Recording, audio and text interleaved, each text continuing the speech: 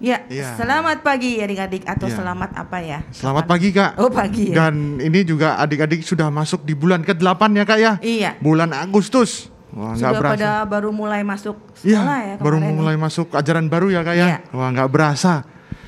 Berasa, Kak? Berasa. Berasa bosan benar Oh kan? iya. Udah lama nggak ketemu teman-temannya ya Kak ya. Iya. Nah, tapi kita harus tetap memuji nama Tuhan ya Kak ya. Betul. Dalam setiap keadaan kita nggak boleh berhenti berkata bahwa Tuhan itu Bapa kita yang sungguh baik. Ya kan? Sudah iya. banyak kebaikan yang kita nikmati sampai saat ini. Amin. Ya. Ya Kak ya. Nah, sekarang kita mau angkat pujian yang pertama untuk puji-pujian sekolah minggu sekarang ini ya Kak ya. Betul. Kita mau Kita buka bulan yang baru ini dengan penyertaan Tuhan. Betul. Dan kita mengatakan, Bapa Engkau sungguh baik, penyertaan-Mu kami nikmati sampai saat ini. Dan kami yakin Kau akan terus menyertai kami kalau kami setia mengikuti perintah-Mu. Bapa Engkau sungguh baik.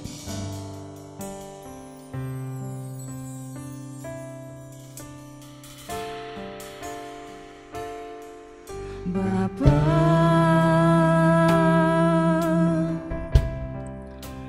Engkau sungguh baik, kasih-Mu melimpah di hidupku.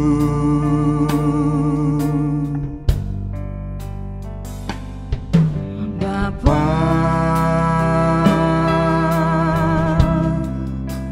Ku berterima kasih, berkat-Mu hari ini yang Kau sediakan bagiku. ku naikkan syukurku buat hari yang Kau beri. Ku naikkan syukurku buat hari yang Kau beri, tak habis-habisnya kasih dan rahmat-Mu. Selalu Baru dan tak pernah terlambat pertolongan-Mu, besar setia-Mu di sepanjang hidupku. saya lagi katakan, Bapa Engkau sungguh baik. Bapa, Engkau sungguh baik, kasih-Mu melimpah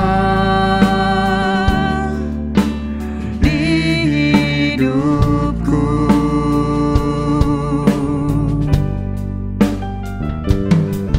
Bapa,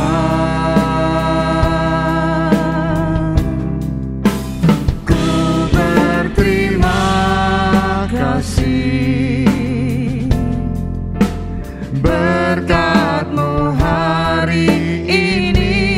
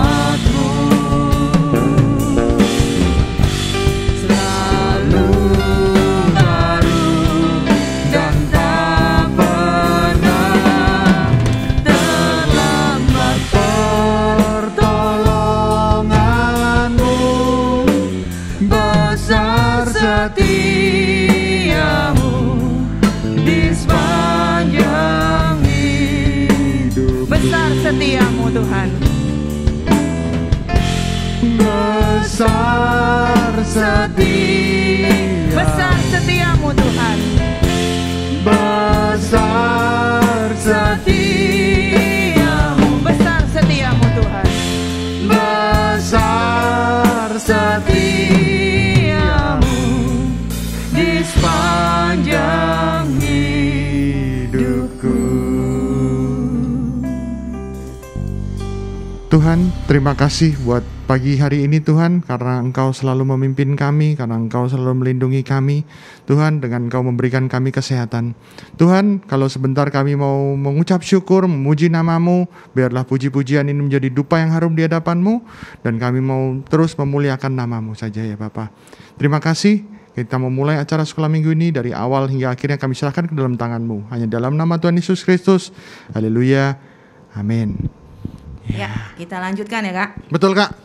Ini saat-saat ini banyak kita yang mengalami gangguan kesehatan, Ya. banyak yang mengalami efek dari peristiwa yang sedang terjadi itu, banyak yang kekurangan ini dan itu. Kalau Pandemik kita kurang ini ya, piknik ya Kak ya. Kita kurang piknik dan kurang jalan-jalan ya Kak. Betul ya. Tapi hari ini kita mau angkat pujian yang mengatakan bahwa Allah kita mencukupkan segalanya. Allah kita Amin. menyembuhkan. Allah Menyembuhkan, kita mencukupkan. memberikan damai sejahtera. Damai sejahtera yang buat paling penting ya Kak lagi ya. galau ya Iya. kan. Yehova Rafa, Allah yang Menyembuhkan. Yehova Jireh, Allah yang Mencukupi. Yehova Nisi.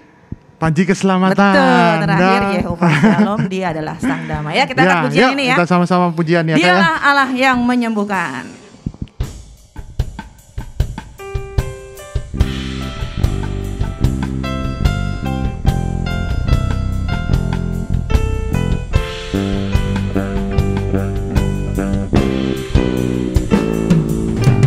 Dialah Allah yang menyembuhkan.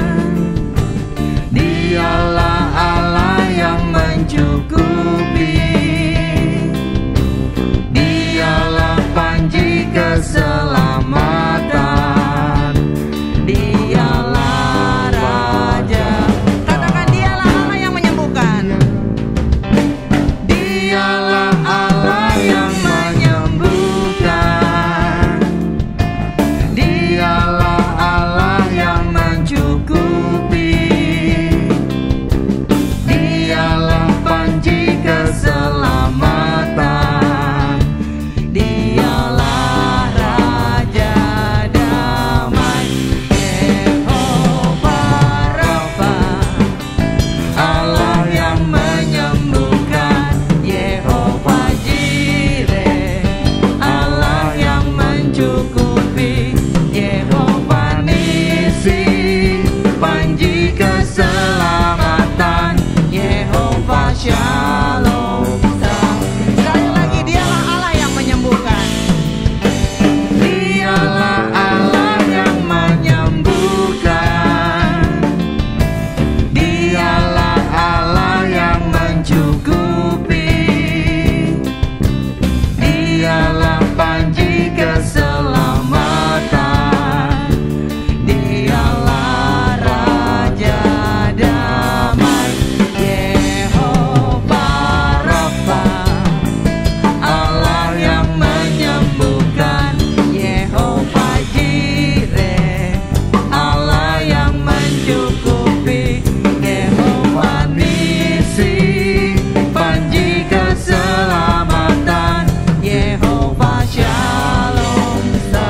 Yehova Rafa, Yehova Rafa, Allah yang menyembuhkan. Yehova Jireh, Allah yang mencukupi.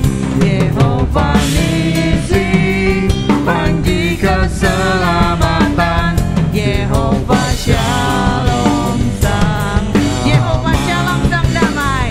Yehova Shalom sang. Yehova Shalom sang damai. Yehova Shalom sang damai.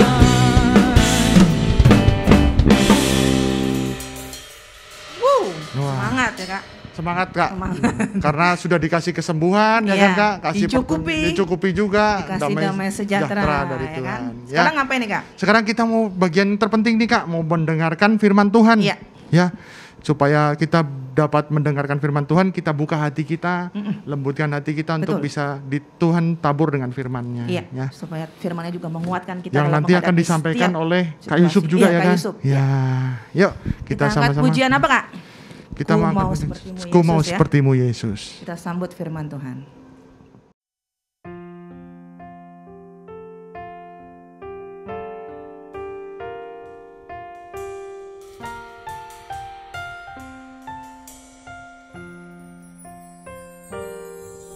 Bagaikan bejana siap dibentuk, demikian hidupku di tangan-Mu. Dengan urapan kuasa Roh-Mu, ku dibaharui selalu. Jadikan ku Allah dalam rumah-Mu, inilah hidupku di tangan-Mu. Bentuklah seturut kehendak-Mu, pakailah sesuai rencana-Mu.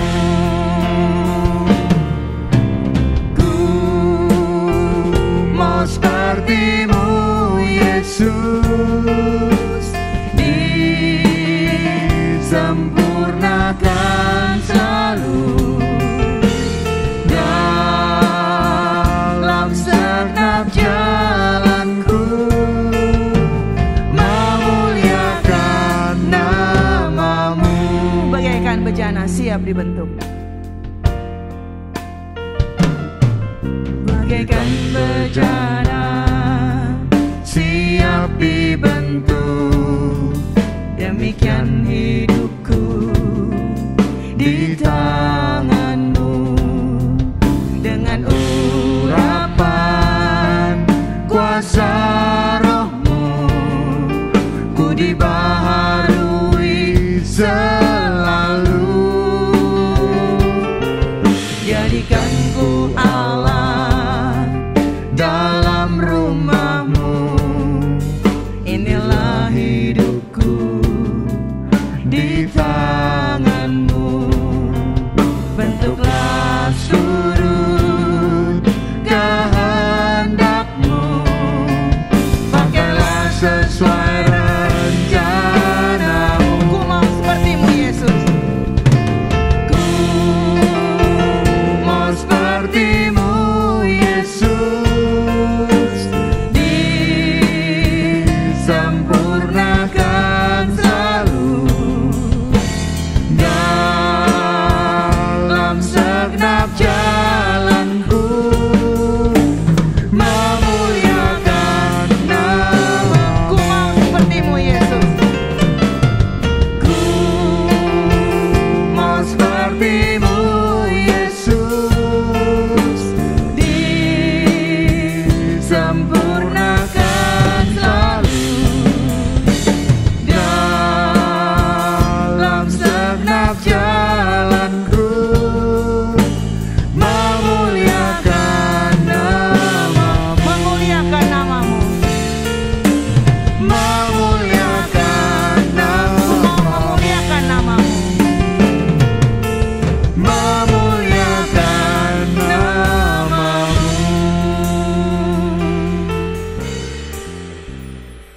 Ya Tuhan, inilah kerinduan kami, yaitu memuliakan nama-Mu dalam setiap hidup kami. Saat ini Tuhan, kami sudah menaikkan pujian syukur kami, karena hanya Engkau Tuhan yang layak kami puji, kami sembah dan kami muliakan. Dan saat ini Tuhan, kami rindu untuk menerima firman Tuhan yang akan menegur kami, menjaga hati kami, dan menguatkan kami. Sehingga dalam setiap keadaan apapun yang kami alami, kami terus berkata bahwa Engkau sungguh baik dan Engkau terus baik bagi kami. Terima kasih Tuhan, Kau sendiri yang mengurapi Kak Yusuf yang Tuhan sudah siapkan untuk menyampaikan isi hati Tuhan. Dan biarlah kami boleh mendengar dan menjadi pelaku firman yang setia. Supaya hidup kami boleh menjadi hidup yang penuh berkat. Dan kami boleh menjadi berkat dimanapun kami berada. Inilah kami Tuhan yang siap menerima firman Tuhan. Kami sudah bersyukur berdoa. dalam satu nama yang penuh kuasa, yaitu nama Tuhan Yesus Kristus. Haleluya. Amin.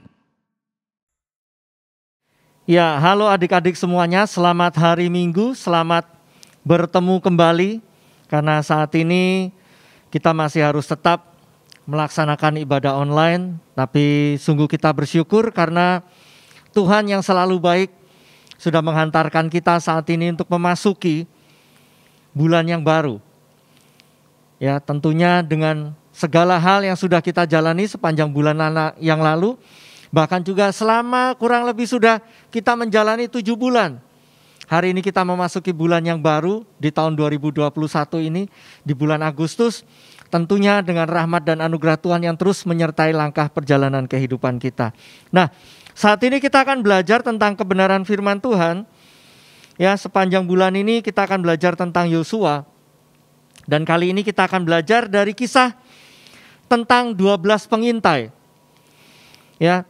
Dan yang akan kita bahas adalah tentang optimisme dan pesimisme.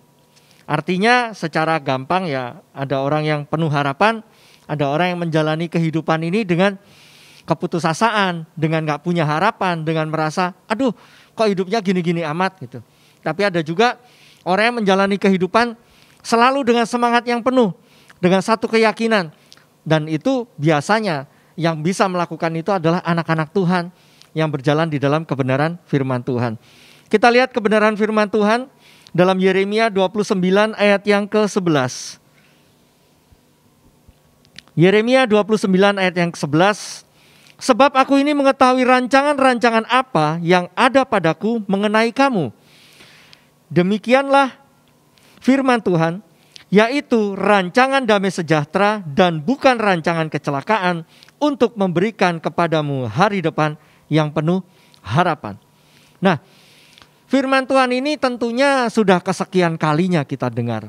Bahkan mungkin adik-adik sekalian yang sudah juga join untuk ikut di ibadah umum juga pasti sering mendengar ayat ini dibacakan.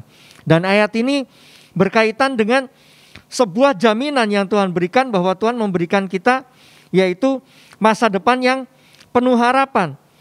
Dan Tuhan juga meyakinkan kita bahwa Tuhan itu tahu rancangan-rancangan apa yang sedang Tuhan kerjakan di dalam kehidupan kita. Nah, sebagai anak-anak Tuhan, seringkali kita merasa sok tahu.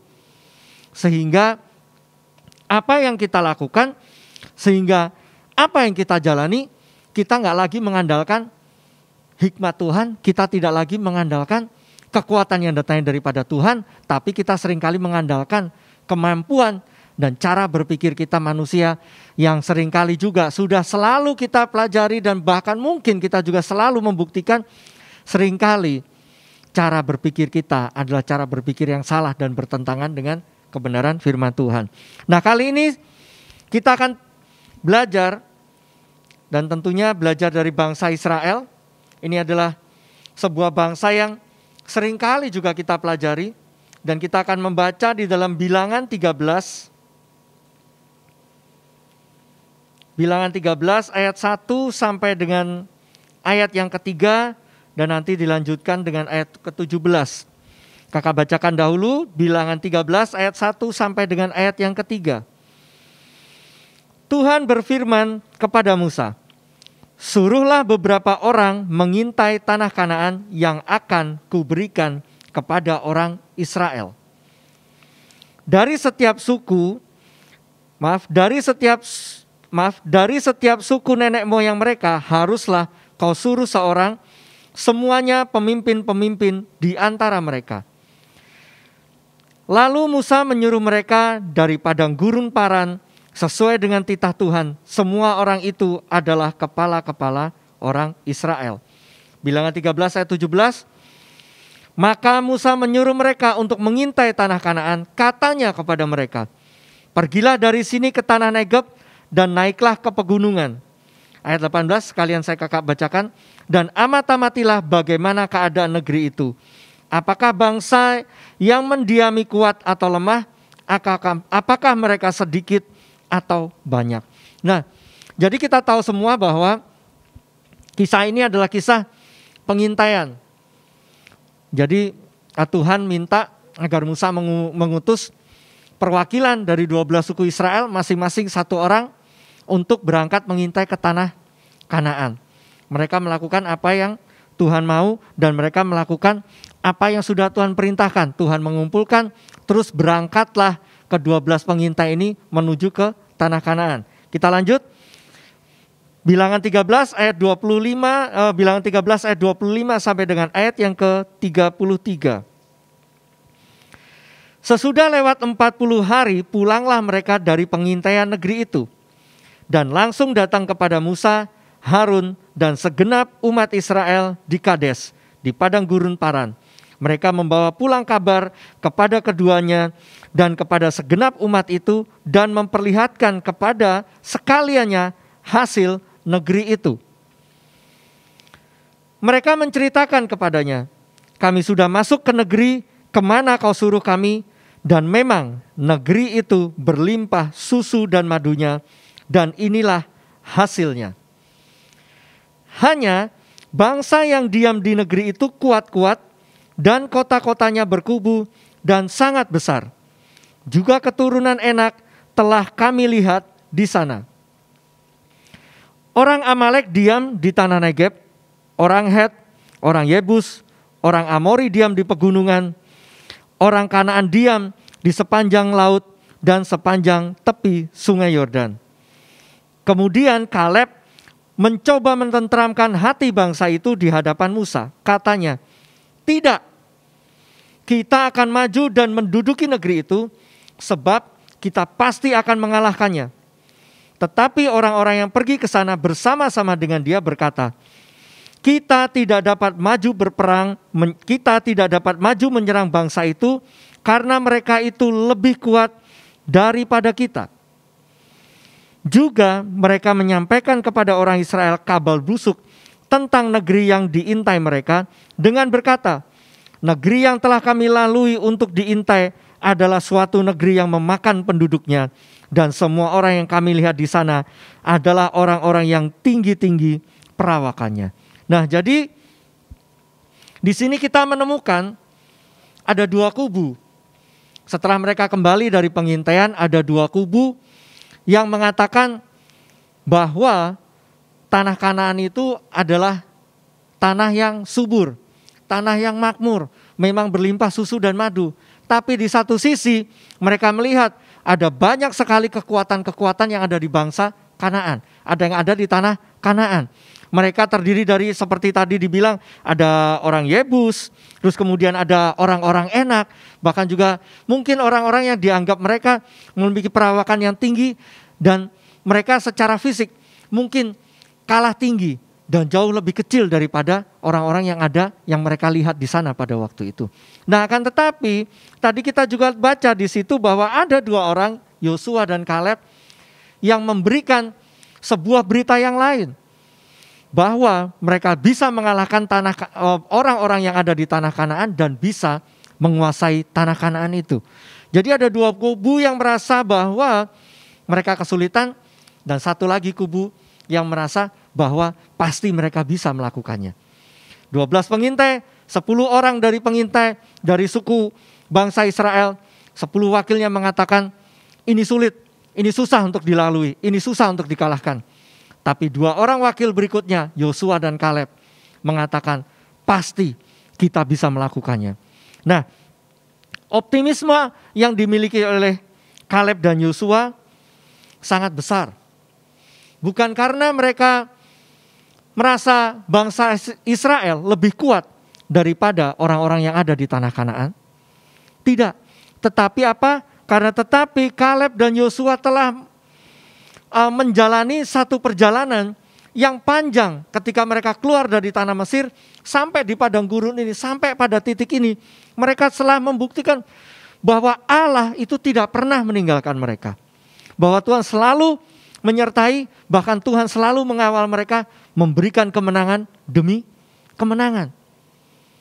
Nah, kadang-kadang di dalam kehidupan kita sebagai anak Tuhan, bukan kadang-kadang ya, seringkali, hampir selalu, kita ini merasa, kita ini sulit melihat kebaikan dan kebesaran Tuhan. Justru yang sering kita andalkan, yang sering kita besar-besarkan itu adalah situasi yang kita hadapi saat ini, situasi yang kita hadapi, kesulitan yang kita hadapi. Seperti situasi yang kita hadapi saat ini. Ya, situasi pandemi yang masih belum selesai, sudah kurang lebih hampir 1,5 tahun kita menjalani masa-masa ini. Dan di situ kita seharusnya sebagai anak Tuhan selalu melihat bahwa penyertaan Tuhan itu tiada hentinya dinyatakan di dalam kehidupan kita. Kalaupun toh mungkin kita mengalami situasi yang tidak mengenakan, kalaupun toh mungkin ada yang sempat terinfeksi dengan virus ini, bukan berarti Tuhan tidak menyertai, bukan berarti Tuhan tidak menolong, tapi Tuhan ingin supaya kita lebih berserah dan lebih mengenal akan Dia. Nah, karena itu di dalam menjalani kehidupan ini, di dalam menjalani masa depan kalian, jangan pernah memiliki rasa pesimis yang tinggi. Bahkan mungkin rasa kalian gagal, kalian merasa tidak sanggup, gagal akan ini dan itu, jauh menguasai daripada rasa kalian yang percaya kepada Tuhan. Ingat bahwa ketakutan apapun yang kita hadapi tidak boleh menguasai hidup kita. Kesulitan, situasi yang ada di sekitar kita tidak boleh membuat iman kita menjadi rontok, tidak boleh membuat iman kita menjadi lemah. Tapi justru melalui setiap hal itu, kita belajar untuk semakin lebih dan lebih lagi di dalam kita mempercayai akan kuasa Tuhan itu sendiri. Memiliki kehidupan yang pesimis tidak akan pernah membuahkan kehidupan yang lebih baik. Tapi kakak yakin dan percaya, kalau kita selalu optimis, selalu menaruh pengharapan kita di dalam Tuhan, maka kita akan terus melihat penyertaannya yang ajaib. Seperti tadi di Yeremia 29 ayat 11 yang dikatakan bahwa Tuhan menyediakan rancangan yang terbaik. Masa depan yang indah dan penuh harapan itu akan menjadi milik kita. Satu catatannya, belajar setia mengiring Tuhan. Jangan pernah tinggal di dalam rasa tidak punya harapan, rasa pesimis. Tapi tinggallah di dalam rasa optimis. Bukan karena kita kuat, bukan karena kita mampu. Kita optimis karena kita tahu Tuhan ada bersama-sama dengan kita. Nah, nanti kalau adik-adik sekalian baca di rumah ya, di dalam, ini karena ayatnya panjang, jadi kakak gak bacakan. Di dalam Bilangan 14 ayat 1 sampai dengan ayat yang ke-10, itu akhirnya yang terjadi adalah mereka berontak. Karena mereka merasa tidak mau mengikuti saran ataupun tidak mau berjalan masuk ke tanah Kanaan karena 10 orang tadi, 10 wakil suku Israel sudah menebarkan begitu banyak ketakutan. Tetapi Kaleb dan Yosua tetap berpegang teguh pada kebenaran firman Tuhan karena dia sudah mengalami perjalanan di padang gurun, melihat Tuhan membuat begitu banyak mujizat di tengah-tengah bangsa Israel sehingga mereka tetap percaya bahwa Tuhan akan menyertai mereka. Kakak bacakan hanya ayat yang ke-9 sampai dengan ayat yang ke-10 ya. Hanya janganlah memberontak kepada Tuhan, janganlah takut kepada bangsa negeri itu, sebab mereka akan kita telan habis. Yang melindungi mereka sudah meninggalkan mereka, sedang Tuhan menyertai kita. Janganlah takut kepada mereka. Lalu segenap umat itu mengancam hendak melempari kedua orang itu dengan batu. Tetapi tampaklah kemuliaan Tuhan di kemah pertemuan kepada semua orang Israel. Nah, jadi apa yang terjadi kemudian setelah mereka merasa tinggal di dalam rasa ketakutan dan pesimis untuk bisa memasuki tanah Kanaan? Yang terjadi adalah mereka mengumpulkan kekuatan dan mereka berontak. Bahkan ketika Kaleb dan Yosua tampil untuk menyatakan dan meyakinkan kembali bangsa itu bahwa Tuhan menyertai kita, jangan takut kepada mereka. Malah mereka lemparin batu. Ya. Jadi kadang-kadang ketakutan, situasi yang kita hadapi yang kita tidak bisa kendalikan, bisa membuat kita berontak kepada Tuhan, bahkan kita mungkin berusaha untuk meninggalkan Tuhan. Nanti di belakang kita lihat apa yang terjadi dengan orang-orang yang berontak ini. Apakah mereka terus kemudian berkenan kepada Tuhan? Tentu tidak. Karena itu adik-adik sekalian, kalian memiliki masa depan yang panjang. Masa depan kalian ada jauh di depan sana. Jangan pernah menjalani masa depan itu tanpa merasa memiliki harapan. Karena sesungguhnya harapan yang kita taruh di dalam Kristus itu tidak pernah menjadi sia-sia. Karena penyertaan Tuhan itu tidak hanya Tuhan nyatakan di tengah-tengah kehidupan bangsa Israel. Tapi sampai hari ini, sampai detik ini, bahkan secara pribadi, sampai saat ini ketika kakak berbicara, penyertaan Tuhan itu ada dalam kehidupan kakak. Bahkan juga di dalam kehidupan kalian. Dan ketika kalian terus berjalan, gak berontak sama Tuhan, kalian akan menikmati masa depan yang indah yang penuh harapan itu sungguh nyata di dalam kehidupan kalian. Bilangan 14 ayat 36 sampai dengan ayat yang ke-37. Bilangan 14 ayat 36 sampai ayat yang ke-37. Adapun orang-orang yang telah disuruh Musa untuk mengintai negeri itu, yang sudah pulang dan menyebabkan segenap umat itu bersungut-sungut kepada Musa dengan menyampaikan kabar busuk tentang negeri itu, orang-orang itu mati karena tulah di hadapan Tuhan. Ya. Kehidupan kita kalau hanya memikirkan ketakutan, kalau tidak pernah dilandasi dengan rasa optimis bahwa kita bersama Tuhan dan Tuhan sanggup mengubah segala-galanya dalam hidup kita, maka bukannya kita menemukan masa depan yang indah. Kita nggak menemukan masa depan yang indah, kita nggak menemukan masa depan yang rancangan Tuhan yang penuh dengan harapan itu, tapi justru kita menemukan hal-hal yang sangat tidak mengenakan. Karena apa? Karena Tuhan tidak menyenangi pemberontakan. Karena Tuhan tidak suka orang-orang yang berontak kepada Dia. Tapi Tuhan rindu kita sebagai anak-anaknya selalu taat dan setia. Sekalipun di dalam menjalani ketaatan kita kepada Tuhan itu bukanlah satu hal yang mudah. Itu perlu perjuangan. Itu perlu pengorbanan banyak. Bahkan kalian yang masih remaja, kalian yang masih muda, selalu memiliki masa-masa di mana kita merasa, oh saya kuat. Saya bisa kok kak, saya ngerti kok. Kan saya ini kak, saya sudah merancang. Dari sekarang saya belajar dengan sebaik-baiknya. Karena saya pengen jadi desainer, karena saya pengen jadi inilah, saya pengen jadi itu. Tapi kemudian kita nggak pernah memikirkan bahwa di dalam mencapai itu semua masih ada tantangan dan rintangan yang kita hadapi. Kadang-kadang rasa optimis kita pun harus kita tetap landaskan kepada pengharapan kita kepada Tuhan. Itu sebuah keharusan. Gak bisa kita optimis karena apa? Oh karena saya kuat. Tunggu dulu. Seperti situasi yang kita hadapi saat ini, ya, banyak orang yang terkena, banyak orang yang merasa berduit, sekalipun mereka kena, mereka mau masuk rumah sakit tapi rumah sakit penuh, mau ngapain coba? Pulang lagi ke rumah isolasi mandiri. Apakah terus kemudian rumah sakitnya bisa dibeli supaya orang yang sakit itu dikeluarin semua, diganti hanya untuk dia? Gak bisa. Tidak bisa seperti itu. Dan masa-masa ini juga menjadikan kita sebagai kesempatan untuk kita belajar meletakkan harapan kita. Meletakkan apa yang kita rindukan kepada Tuhan. Karena kakak juga menyadari, termasuk kakak juga gak pernah nyangka akan Tuhan izinkan mengalami masa-masa pandemi yang panjang seperti ini.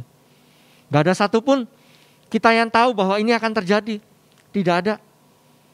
Tapi semua tetap di dalam rancangan Tuhan. Ketika kita terus berjalan di dalam rencananya, menghadapi situasi apapun, seperti yang Kaleb katakan tadi, Tuhan yang menyertai kita tidak akan pernah meninggalkan kita. Tapi Dia Allah yang akan menyatakan pembelaan. Dia Allah yang akan menyatakan penyertaan yang sempurna, sehingga kita menemukan rancangan terbaik yang datangnya daripada Tuhan. Jadi ingat, jangan pernah hidup di dalam rasa pesimis yang tinggi. Bahkan mungkin hidup kita dikuasai oleh rasa pesimis, rasa gak yakin, rasa yang selalu, kayaknya aku pasti gagal deh, kayaknya aku gak bisa. Tidak, kita punya Allah yang sanggup melakukan apapun.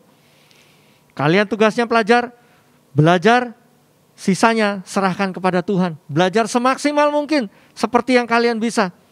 Nanti hasilnya, berikutnya, langkah berikutnya secara manusia, kalian sudah berusaha semaksimal mungkin, selanjutnya kita serahkan ke dalam tangan Tuhan. Karena yakin dan percayalah, Tuhan yang memegang hari depan kalian. Kalau kita terus bersandar kepada Dia, Yesus yang sudah mati di atas kayu salib itu akan menyatakan kuasanya menyertai kita untuk meraih setiap rancangan terbaik yang datangnya daripada Tuhan. Sebagai ayat hafalan, Ulangan 31 ayat yang ke-8, ini adalah ayat terakhir. Sebab Tuhan Dia sendiri akan berjalan di sebab Tuhan, Dia sendiri akan berjalan di depanmu. Dia sendiri akan menyertai engkau. Amin. Letakkan pengharapan kita hanya kepada Dia. Dia yang akan berjalan di depan kita. Dia yang akan membuka jalan bagi setiap kita. Sehingga kita menikmati rancangan yang terbaik yang datangnya daripada Tuhan. Kita tunduk kepala dan berdoa. Bapa dalam surga, kami mengucap syukur karena hari ini kami boleh belajar kembali bagaimana kami harus hidup sebagai anak-anak-Mu, untuk kami tidak tinggal di dalam rasa pesimis, tapi ajar kami untuk tinggal di dalam rasa optimis, karena kami tahu optimis kami bukan karena kami merasa mampu, bukan karena kami merasa kuat. Kami optimis karena kami tahu Tuhan ada di pihak kami. Karena Engkau menyertai langkah kehidupan kami. Ajar kami untuk tidak menjadi anak-anak yang suka berontak kepada Engkau. Bahkan mungkin juga suka berontak kepada orang tua kami. Tapi ajar kami untuk tunduk, ajar kami untuk setia di dalam kami menjalankan setiap kebenaran firman-Mu di dalam kehidupan kami. Sehingga firman-Mu di dalam Yeremia 29 ayat yang ke-11, di mana Engkau yang memberikan rancangan yang terbaik itu akan benar-benar nyata dan menjadi milik setiap kami. Hamba berdoa menyerahkan semua adik-adik hamba, semua anak-anak dari sekolah minggu yang menyaksikan acara ini ya Tuhan. Biarlah Tuhan memberkati kehidupan mereka.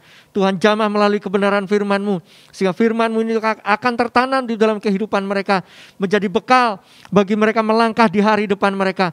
Untuk meletakkan seluruh harapan mereka hanya kepada Engkau. Sehingga mereka akan terus melihat penyertaan tangan Tuhan yang ajaib. Terus Tuhan nyatakan dalam hidup mereka. Hamba berdoa, Tuhan terus jagai setiap anak-anak-Mu. Tuhan lindungi, tutup bungkus di dalam kuasa-Mu ya Tuhan. Sehingga mereka terhindar dari segala macam kuasa gelap, gangguan-gangguan dari orang jahat. Bahkan juga terlebih lagi ya Tuhan, Engkau senantiasa memberikan kesehatan dan kekuatan bagi mereka. Seluruh keluarga mereka, orang tua mereka, terus Tuhan berkati dengan kelimpahan, dengan berkat yang datangnya daripada Engkau. Terima kasih ya Bapa, hanya di dalam nama Tuhan Yesus Kristus kami sudah berdoa dan mengucap syukur. Bapa, terima kasih. Bapa, terima kasih.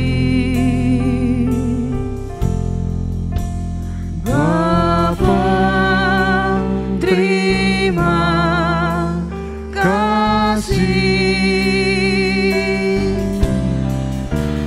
Bapa di dalam surga, kami berterima kasih.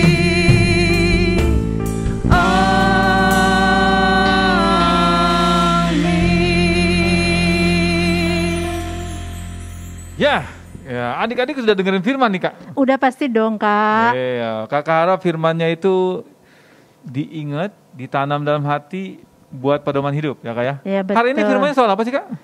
Tentang ini nih. Iya. Apa itu Kak? Apa itu? Optimis nih Oh, Kakak. optimis. Optimis. Kakak Ya.